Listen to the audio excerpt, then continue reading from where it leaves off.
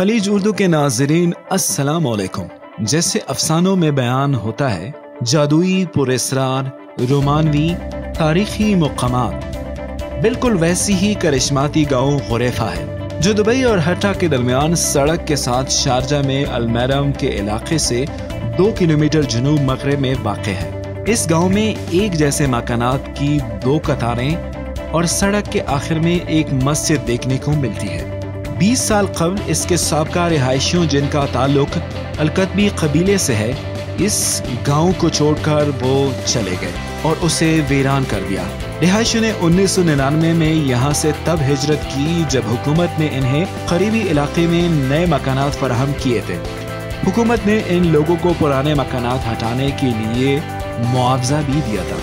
गुरैफा, जिसे अब भूत गांव भी कहा जाता है, एक सियाहों की मंजिल है और यहाँ सियाह दूर दराज से इस शहर की सहर में मुब्तला होकर खींचे चले आते हैं। दुनिया भर से फोटोग्राफी के शौकीन यहाँ के दिलकश मंजर कशी के लिए आते रहते हैं, जबकि फैशन डिजाइनर रेत के टीलों के पस मंजर में इनकी हॉट कॉटेज पर आबादकारी के ख्वाहां हैं। गांव के साबका रिहायशियों जिन्होंने यहाँ अपने जिंदगी के अहम साल गुजारे हैं, वो अब भी इस तिलिस्माती गांव की जादुई असर से महफूज नहीं रहे। इन रिहायशियों का कहना है कि इनके अंदर अपने पुराने मकानात की यादें ताज़ा हैं। इस गांव के एक साबका रिहायशी अबू खलफान अल कतबी ने बताया कि उसने अपने गांव को तकरीबन 20 साल कब्ल छोड़ा है और अब वो मैडम शहर में रह रहे हैं। वो कहता है कि हमारे पास पुराने गांव की नाकाबिले फरामोश यादें हैं, क्योंकि जब मैं छोटा बच्चा था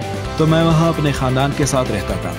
गांव के आसपास के टीले और घरों के दरमियान रेल पटरियाँ और सड़कें मेरे भाइयों और महल्ले के दोस्तों की यादों का अहम हिस्सा है। हम 1980 की दहाई के आखिर में इसकी तामीर शुरू होने के बाद इस रेत में दफन गांव में रहते थे। मकानात उस वक्त रेत के टीलों से महफूज रहते थे। हमारे मकानात मशरिकी हवाओं के समत में वाक़े थे। ये हवाएं मौसम गर्मा के महीनों में नहीं रुकती। वक्त गुजरने के साथ साथ रेत की मिकदार में इजाफा हुआ और उसने गांव के एक बड़े हिस्से का मुहासरा किया। ताहम फिर भी गांव पूरी तरह दफन नहीं हुआ, जिससे इन मकानात की मज़ाहमत करने की ताकत का अंदाज़ा होता है। इस रिहायशी ने इस दास्तान को छेड़ा और परखा, जिसकी वजह से यहाँ के बासियों ने ये इलाका छोड़ दिया था। एक और साबका रिहायशी फातिमा उल कल्बी का कहना है कि मैंने अपनी जिंदगी के सबसे खूबसूरत साल इस गांव में गुजारे, जो शहर की सड़कों के शोर से दूर, पुरकशिश और पुरसुकून था।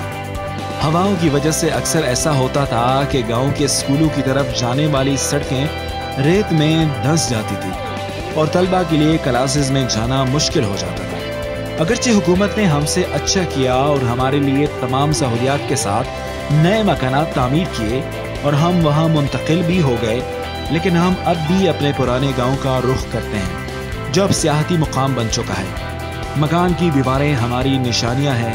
हम अब भी रिहायशियों के घरों में तफरीक कर सकते हैं। उन्होंने कहा कि हम अक्सर सुबह सवेरे इस वजह से उठते थे कि ताज़ा हवा में खुशबूदार और कुदरत के मुख्तलिफ चीज़ों की महक महसूस कर सकें, जो शहरों में नहीं होता।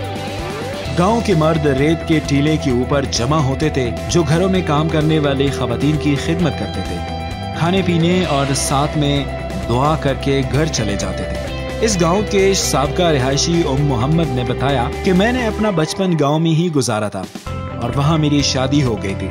बचपन में हम टीलों में छुपन छुपाई खेलते थे, हम चीटिंग करते थे और खूब हंसते थे। वो माजी के दरीचों से जानकर बताता है कि मेरी नानी हमें परी की वाला उम्मेदोस के बारे में बताती थी, जो टीलों में छुप जाती थी। वो एक खौफनाक अफसाना है जिसमें ये किरदार तेज खुशबू लगाती है और मर्दों को राग़िब करने के लिए सड़कों पर फेंकती है, फिर इन्हें मार देती है। मेरी दादी की कहानी के मुताबिक उम्मेदोस के पाँव गधे की तरह थे, उसके हाथ जोड़े की तरह थे और इसकी आंखें बिल्ली की तरह थी। इस गांव के साबका रिहायशी का दिल अपने इलाके से अब भी जुड़ा है। बज़ाहिर ऐसा लगता है कि शहर की रोशनियों ने इनसे गांव की यादें बुलाई नहीं है, लेकिन यही तो रीत है इस धरती की कि कुछ आबाद हो जाता है और कुछ वीरान। जहाँ तरक्की हो रही होती है, वहाँ कुछ चीजें महज याद बनकर रह जाती हैं। آج کے لیے بس اتنا ہی. مزید ویڈیوز کے لیے ہمارے YouTube چینل کو سبسکرائب کیجیے اور ساتھ میں گھنٹی کی علامت دبائیے تاکہ ہر آنے والی اپڈیٹ سے آپ باخبر رہ سکیں. مزید معلومات اور خبروں کے لیے ہماری ویب سائٹ وزٹ کیجیے گا. ملتے ہیں ایک اور ویڈیو کے ساتھ. تب تک ہمیں اجازت دیجیے. خدا حافظ.